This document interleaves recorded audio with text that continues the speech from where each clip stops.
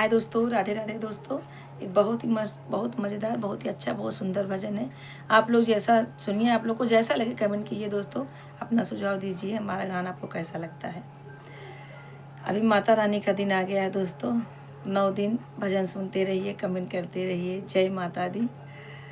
हमार मैया आज मोरे घरे आई है, हमार मैया आज मोरे घरे आई है, मोरे घरे आई है, हमारे घरे आई है, मोरे घरे आई है, हमारे घरे आई है, हमार मैया आज मोरे घरे आई है, हमार मैया आज मोरे घरे आई है। सोनवा के कलशा में गंगा जल पानी, सोनवा के कलशा में गंगा जल पानी, गंगा जल पानी हो गंगा जल पानी। अपने मैया के हम चरण धुलैबे, अपने मैया के हम चरण धुलैबे, हमार मैया आज मोरे घरे आई है, हमार मैया आज मोरे घरे आई है। चंदन के चौकी पे आसन लगैबे, चंदन के चौकी पे आसन लगैबे, आसन लगैबे हो फूल बिछैबे, आसन लगैबे रहीम फूल बिछैबे। अपने मैया, अपने मैया के ओह पर बैठबे, अपने मैया के ओह पर बैठबे, हमार मैया आज मोरे घरे आई है, हमार मैया आज मोरे घरे आई है।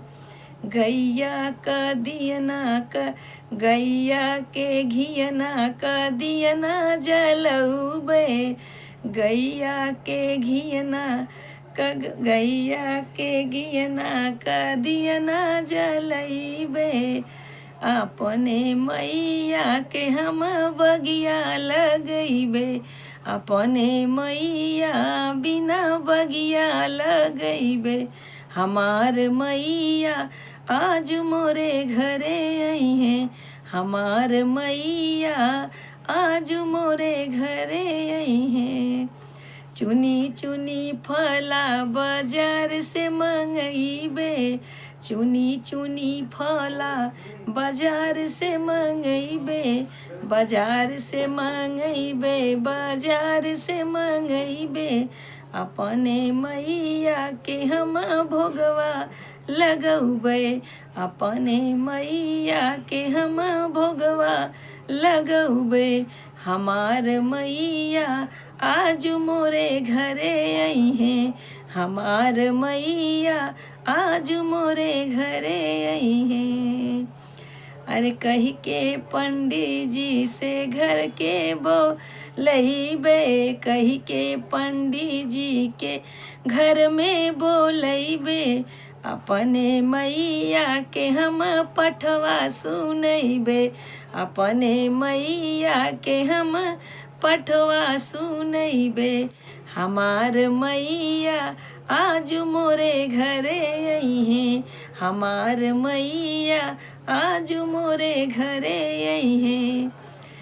सब घरा अब हमर जगमग हुई है, 9 दिन घरा हमर जगमग हुई है, चारों ओरिया खुशहाल बिखरई है, चारों ओरिया खुशहाल बिखरई है, हमार मैया आज मोरे घरे आई है, हमार मैया आज मोरे घरे आई है। राधे राधे।